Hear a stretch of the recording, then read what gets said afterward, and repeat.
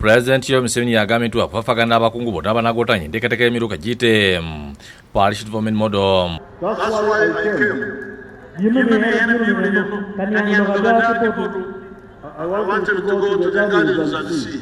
Pulezidenti okuva mu mbeera kidi abantu abalina okuganyulwa mu nteekateeka eno mu kibuga eky'eggulo okutegeeza nti bafuna ku ssente zirwadde basabye okusaba kwabwe ng'ayogera n'enkuyanjira abantu abakunguddwa Kaunda Grounds eggulo. Pulezidenti ategeeza nti ajja kukkiriza abantu ab'ekikanga kino kuba balemesa enteekateeka za gavumenti. We have direct contact with the people.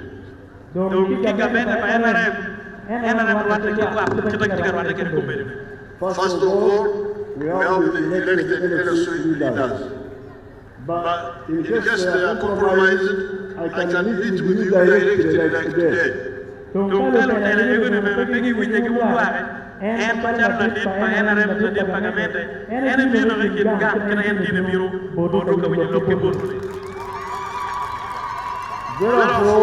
the truth will come out. Pulezidenti yayogedde ku nsonga z'ettaka eryapa erizireberako obugulumbo nga gye buvuddeko yasindika Ssaabaminisita Robinah Nabbanja. The Prime Minister was there recently. Prime Minister wa Uganda Kyalugulu Kichoke. And she went with the position which was earlier, which was 2019. But before we carried out that decision, the late Olanya, when I came to Omoro, it was in the evening like now, he proposed that they studied it again. So I agreed they formed a committee with study, but they didn't conclude. Abatuuze abawulidde Pulezidenti bakakibwa abakungu mu gavumenti okussa emikono ku biwandiiko ebiraga nti obeera afunye ssente kasita bamanya Pulezidenti agenda kujja mu kitundu.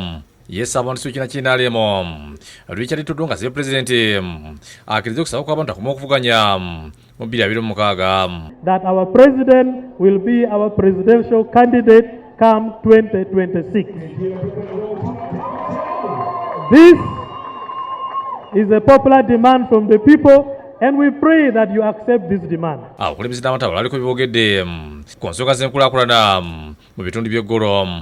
So the communities that have community on land, Your Excellency, are offering over 350,000 acres of land for community public-private partnership. The aspect of market and value addition we appeal to fast-track the issue of cassava starch factory in Acholibu with the Catholic Church. This will provide market for all the cassava being produced in the region.